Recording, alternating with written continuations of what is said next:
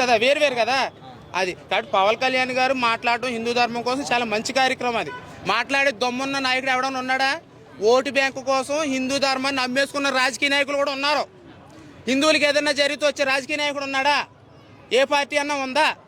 నేను మొన్న ఆవులు పట్టుకున్నాను, నేను గోవులు పట్టుకున్నాను శివరాత్రి మహాశివరాత్రికి. నన్ను అరెస్ట్ చేసి ఆవులు పట్టుకున్నానని చెప్పేశాను. నన్ను అరెస్ట్ చేశారు.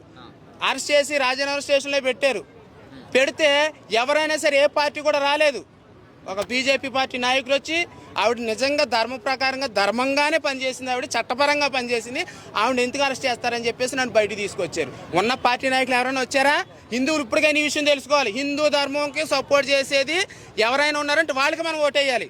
నానా చెత్త పార్టీలకి వేయకూడదు ఓటు. ప్రతి ఒక్కడు వస్తాడు ఓటేసామని, అందరికీ వేసేయకూడదు. అటు జయశ్రీరామ్ అన్నప్పుడు మనం ఓటేయాలి. మన ధర్మానికి సపోర్ట్ చేసినప్పుడు ఓటేయాలి. నేనైతే అలాగే వేస్తాను. నేను మరి సెక్యులర్ కుక్కలు ఏం చేస్తారో నాకు తెలియదు. అన్ని మతాలు సెక్యులర్